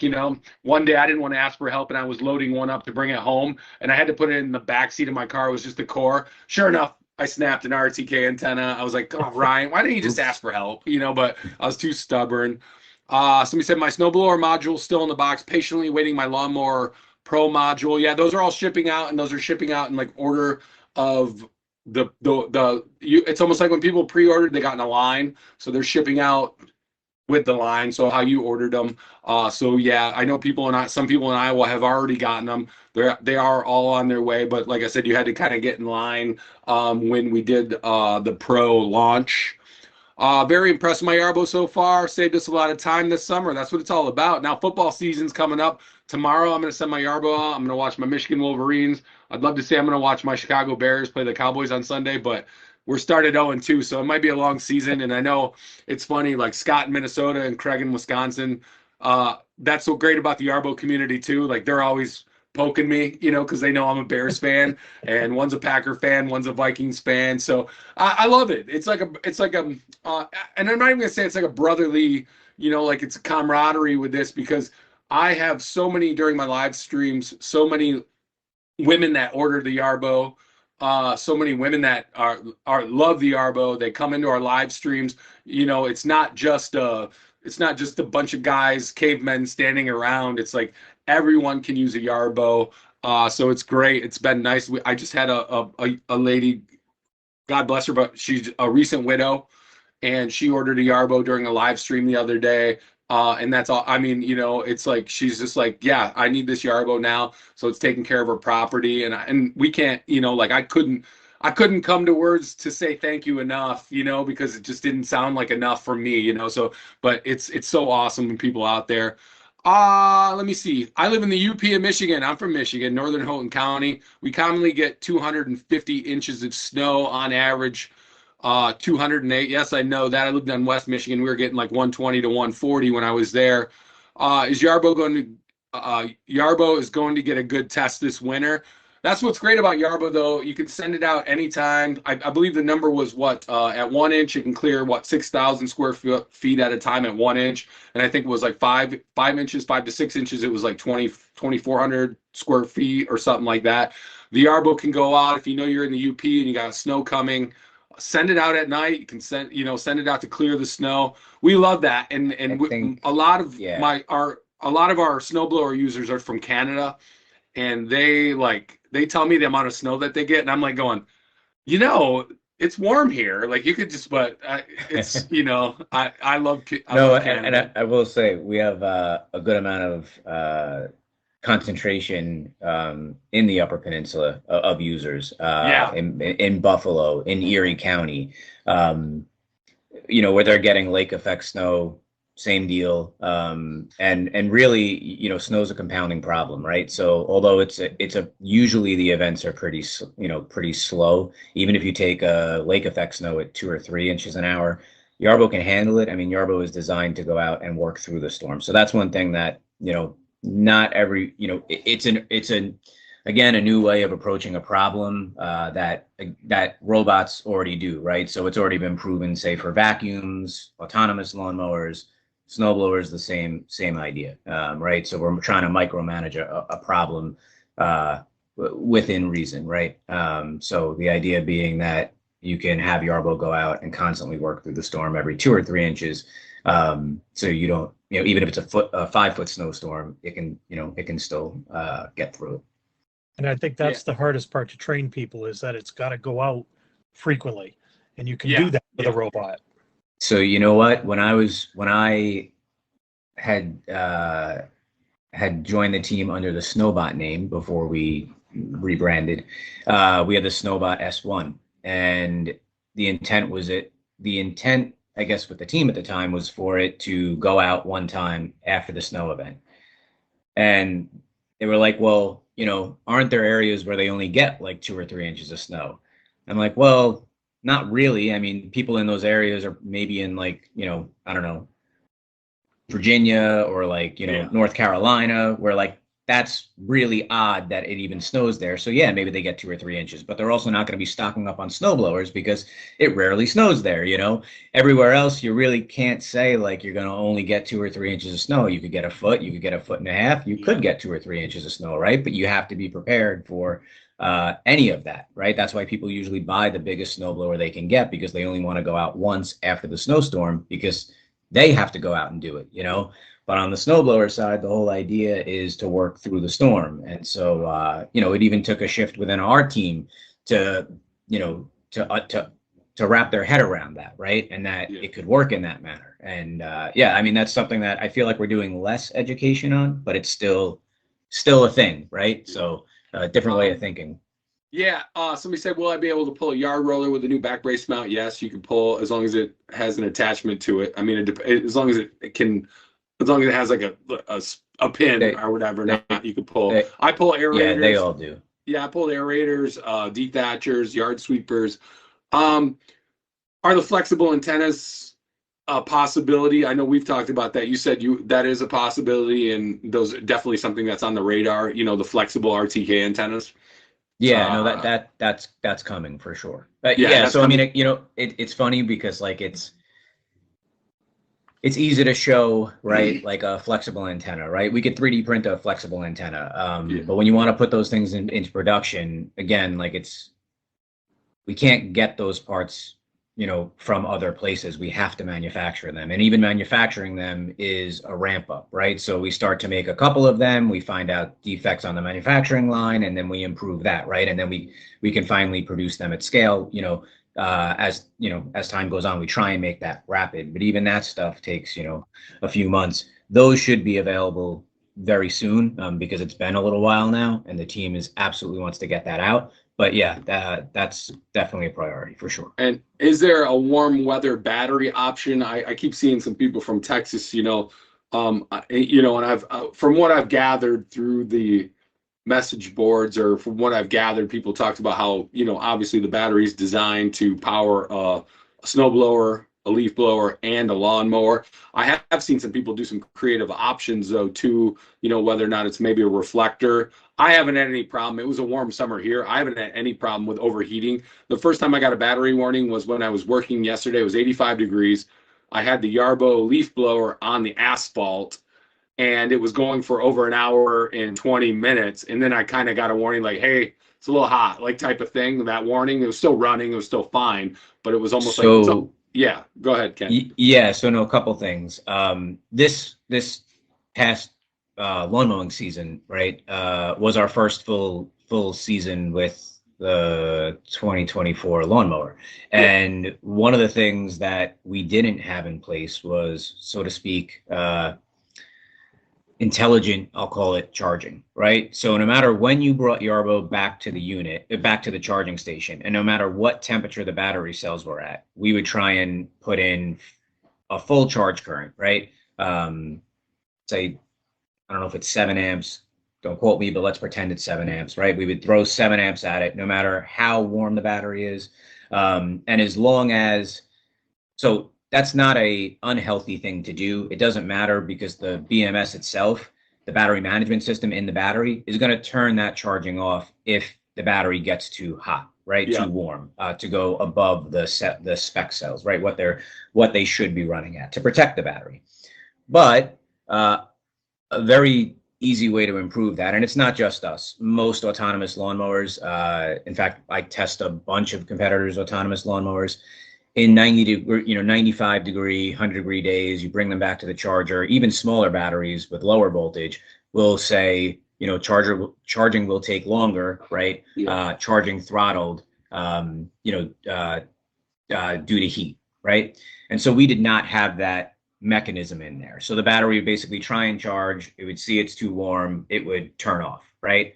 Try and charge, too warm, turn off. And eventually it cooled down enough that it would then charge. But it's not nearly efficient, right? So you can continue to charge, you just have to charge at a lower current and let the battery cool down. So the idea is find that happy median, and we probably still can optimize it more, where we're putting in charge, but we're not creating additional heat. So we're allowing the battery to cool down as we're charging it, and as it gets to a point, we can then calculate, okay, if you need 40% more battery to get to 80% or 100, whatever getting to go back out and run again, we know how many amps that we could put in and predict, right, as the cell temperature is going up, that we're not going to exceed that, right? And that takes refinement and tweaking, and we need data to do that. So we've taken the first step to implement intelligent charging for that. Quite honestly, kind of wish we would have had it from the beginning, but again, it's weird, because with the 2023 version, we didn't really have that problem, right? Yeah. So anyways, I don't think we're gonna have a warm, like, weather battery, but I think we can definitely do a lot more refinement within the battery management system, for really, really hot days. Yeah, and I've seen people do some creative solutions too. They talked about like maybe paint, I'm not saying you have to do this, but paint the battery cover or a reflector. So, I don't know if that. So I will say this. I think that we are extremely lucky, and I like, so Steve, you said you're a DIY guy, right? I did a test. I bought a solar fan. Okay, yeah. Oh, okay. So yeah. So it's cover and cut a hole in it and tried it. Unfortunately, the fan didn't do enough in my area to make a difference, but it was just see if it was possible. No, for sure. And I love the fact that that our users do that, right? Yeah. They try things on their own. They're creative. Some of them, maybe should have been engineers. You know what I mean? If they're not, because I love that, right? And a lot of these things, yes, we could do it on our own, but with the help of the community, it gets done a lot faster. That's from whether finding bugs to improving the product, to different features that we can, and really the biggest part of that is different features we can develop within the app that we have not thought about that there's a need for, right? But that's super important. So I love when users come up with creative solutions.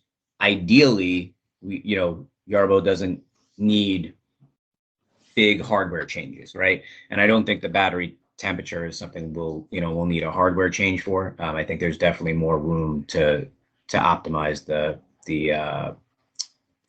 battery temperature.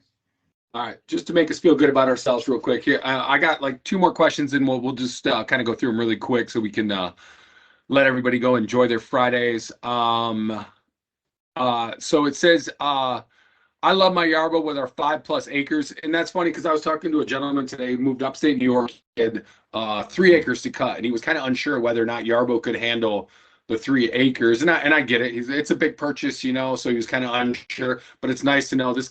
We got 5 here. He just said, I love it. We got buildings, trees, 1 acre pond. I don't know how the Yarbo handles mowing the 1 acre pond. I'm not going to even ask that, but no, that's what's great about those no-goes.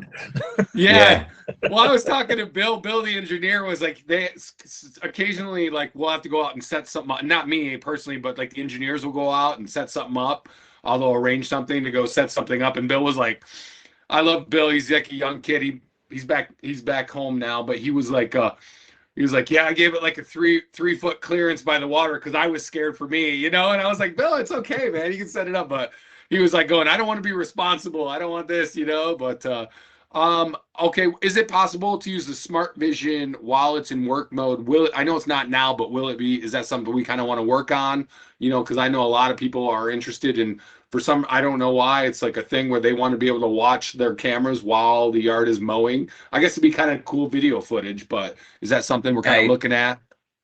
Yeah, for sure. Actually, that's very close to launch. So actually,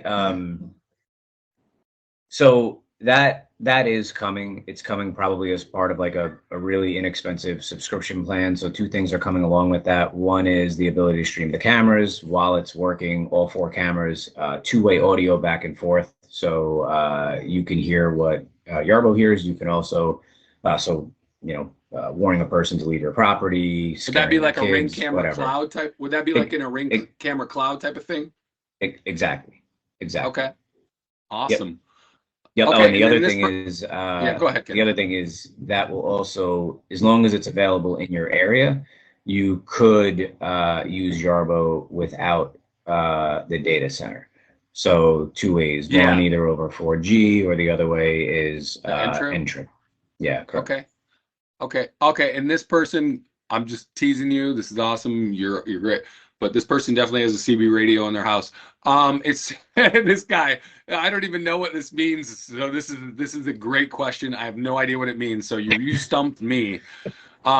Would you guys ever consider an above-mounted Keith like the old school Beetle trailer with the hitch on the roof versus hanging off the back? That is an amazing question. Well worded. Go. I don't know what it means, but go ahead. I've seen. I stumped. Yeah, you stumped us. I'm telling you, this guy's not got a CB radio. So I think. Can you say that one more time? I think he means mounting the hitch up high, possibly. Yeah, so over. would you guys ever consider an above-mounted Keith like the old school Beetle trailer, with the hitch on the roof versus hanging off the back? This guy went to Woodstock. I know it. You were at Woodstock, dude. I know it. I don't.